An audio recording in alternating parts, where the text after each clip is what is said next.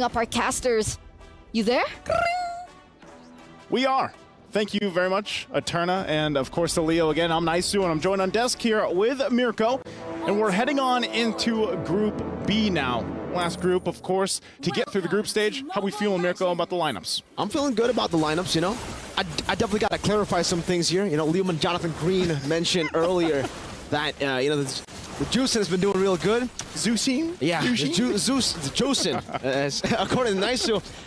But, you know, at this point, I think I've just been playing with the wrong Juicins, right? Because, yeah, the Juicins have been amazing. Not my Juicins on my team, though, for some reason. Hey, you know, I don't know if you got to blame the RGs here for that or what. No, I'm not. I was not playing solo. Oh, you know, so whoever you're playing with, that's what. Well, who was that? You know, it wasn't me. But look, I would say this as far as the lineups here that we have for this game number 1 between Net Angels and DreamMax Girls.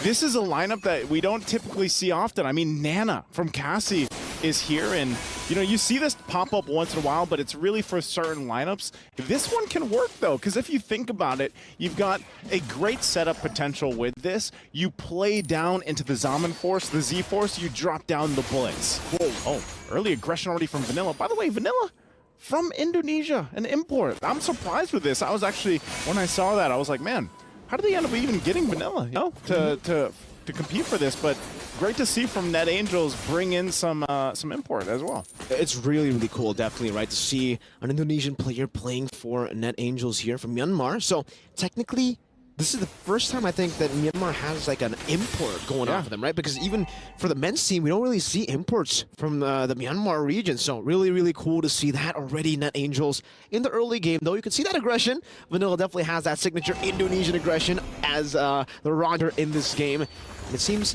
for now, Keria in the mid lane will have a bit of a tough time flying, doing some damage back. Angelus able to get the shield unity. Now with the Poissons, Hybrid going in as well with the current call. Pops in a vengeance penalty, so sold away. La La Land locks them down. Halang still able to survive. Cassie turns it around. Vanilla scratching them down with the Lycan form. Angelus trying to run away. Vanilla gets it, the fade away. She runs away. Keria trying to go for the pick up, flicker forward. Dora Woki with the dog coming. Vanilla with the Lycan pounce gets away. Great response from Koo.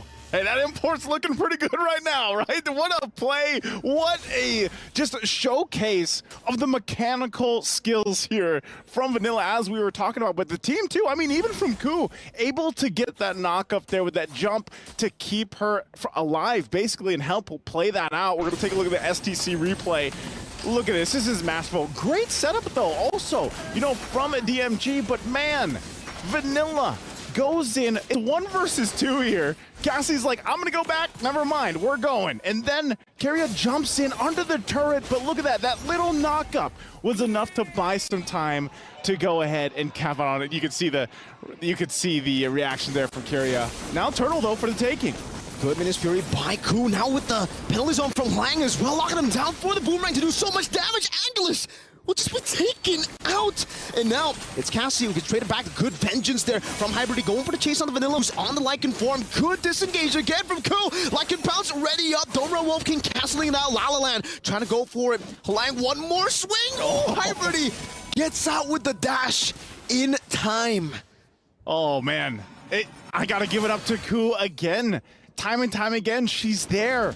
She's playing the part, playing the role. This Minotaur is a nuisance because every single time DMG wants to go for a kill, it's like, man, Koo's in the way. And as they go on from the game, I mean, no one's been able to get the turtle just yet, but they just want to kind of duke it out. You know, they just want to fight for this. Still, both teams kind of waiting for the junglers to get in position here. So Angelus will go ahead and start this up.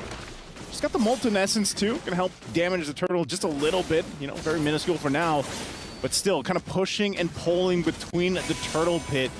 Gonna heal up from here, too. I've already joined, so now Keria on the front side. Oh, the full target onto Vanilla. The current call, the penalty zone, but now they're all gonna be caught in the Menace Fury. 2 members knocked up. The turtle gonna be secured by Angelus there. As Cassie goes in with the boomerang, picking up a double kill. Keria running away as Koo and Cassie will disengage, going back into the mid lane, and now maybe go for a few shots on that turret.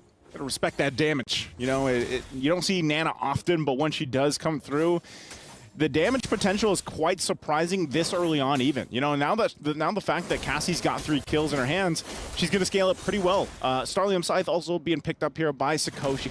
Has that available. Oh, Cassie able to survive. Flickers, burns the flicker, but that's all right. You avoid pretty much death here. And so with that, again, when you're talking about the objectives and fighting around it, the lineup that Net Angels had gives them the small advantage. So if you are DMG, you really want to play against that. And also for La La Land, you know, great movie, by the way, but La La Land, you want to be able to pick the right ultimates here. And when you're thinking about it, what do you take? Is it a penalty zone? Is it a Minoan Fury? Do you take your own Melina Blitz? I mean, you have a lot of choices here. Definitely a lot of choices to go for. That's true. I think still it's either Minions Fury or Penalty Zone. Great moments to set. Yeah. Unless your team already gets a combo in. And I think right now, she actually does have the Melina Blitz. So really trying to hope for carry or at least Angelus there. Angelus to really look for a big set or pick. By the way, also love that movie. Ryan Reynolds and Emma Watson, right? Yeah, that's great. You know, check it out if you guys haven't. But, you know, I'm sure that maybe the next person to interview, if they ever get a chance, ask La La Land if that's her favorite movie, right? Going back to the game here, you can already see Melina Blitz is being held on, but I think it's more so like, let's make a play here on the bottom side. They go in. Catching Ku, she's still able to just heal back up. Motivation Roar. Sakoshi, though, in the bottom lane, does get chunked quite a bit, and she has the Vengeance, so going to be very, very susceptible to a lot of CC, but she's going to be happy taking all that damage from the carry. Technically, for Aslan, she's going to be she has to be very careful when it comes to a lot of the initiations, because even if you get the pick, once she pops into Vengeance, Sakoshi, no one can really go for the all-in instantly. La La Land. Okay, she was actually in a good position there, too. She might still drop it down for this. Oh! Carrier went for I'm offended. Unfortunately, not able to connect Lang there with the penalty zone. Locking Angelus down as the Melina Blitz does a lot of damage. Terrified down Lang. Gonna be caught in the shred. Coming down from Aslan. Minus Valriku steals it away. Gets a 2-man knockup. Now Vanilla walking forward with the Lycan forward and the Lycan pounce. Now scratching. Leo would say, grrr. That's right, Vanilla. Clawing through everything. That's right.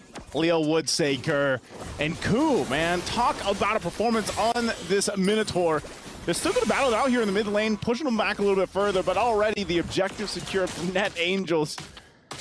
At this point, once again, they're going to play with the power. Look at this, under the Z-Force, they'll just take the turret. They'll take La La Land on top. Sakoshi, gone. Oh, man. Just like at the Oscars, man. When you think La La Land is about to win it, Moonlight comes over and wins the Oscar. Yeah. Sakoshi's Moonlight. Sakoshi's Moonlight. That's pretty much it. And, you know, with that, the kill that Sakoshi just got, too, against La La Land, it's going to help Sakoshi build up. Already the Feather Heaven locked in, working on the third item here. And this is where we see, I mean, how many times have we seen that matchup, actually, between the two gold laners where it's a carry and a Harith? And a lot of the times, especially when you get to the mid to late game, the Harith is still shining.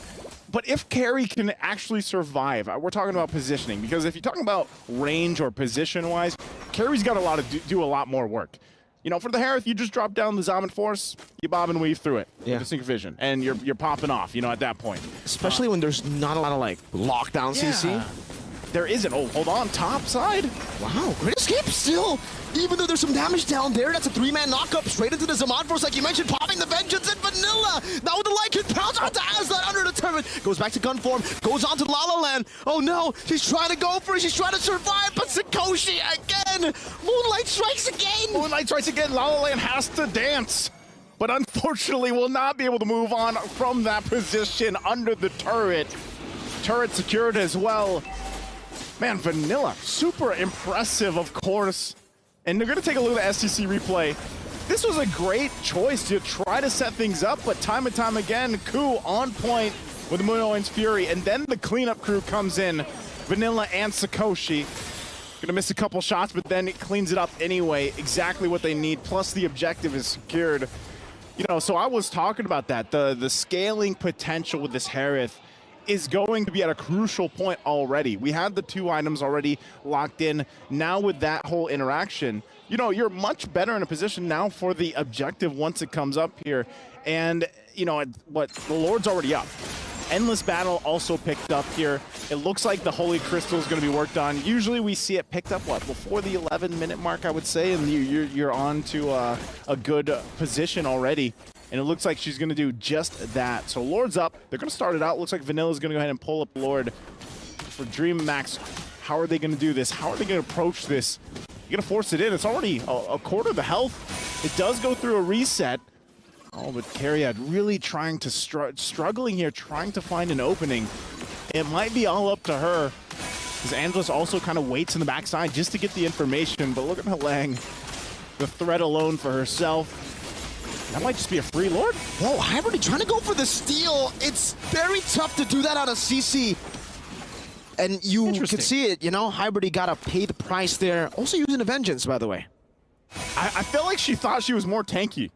With the Vengeance. With the Vengeance. But, you know, and it was kind of like we didn't have much of an option to do anything there if you're DreamMax Girls, because they were kind of just watching the Lord get taken. Then it was like, you know, Carriad can't find an angle. So, you know, what's the plan there? And unfortunately, that wasn't it. So now they're going to work through this Lord, take it down. They run back to the tier 2 in the mid lane, but this is going to get taken as well. And they might still, again, force a fight, force a situation under DMG. Lord should be taken care of even before it gets to the turrets. But keep an eye, Net Angel still could possibly fight under the turrets, get these shields popped. It looks like they're going to make their way top side too. You got La La Land holding on to the penalty zone. So actually that might be enough. But here goes the shield in the mid lane. Melina Blitz, this is where it's super deadly too. Definitely. Down at the straight end into the lane. Wow. Okay, again, she holds on to it, but shields are all going to pop in the base. You can see the boomerang as well. The poke that Sikoshi has with the synchro fission even, because technically for DreamMax Girls, they're all really short range, right? So they're all within the range of the poke that usually wouldn't be able to catch them. If you're on, you know, longer range heroes, Sikoshi wouldn't be able to use the synchro fission as poke, but because of the short range, they've really been bullied by Cassie, Sikoshi. Definitely. I would say even Hlang, throwing out that first skill and getting a little bit of physical damage in. Some good reads here from DreamMax Girls. They're able to spot out just a bit there. I don't know if they know, but it seems that Angels, they just want to occupy the Kumar bush here, you know, recalling. There's some sorry ooh-oos. There's a Rebellion one too. I don't know. Maybe Vanilla also influenced that. They're going to go ahead and go for this. They crashed in though.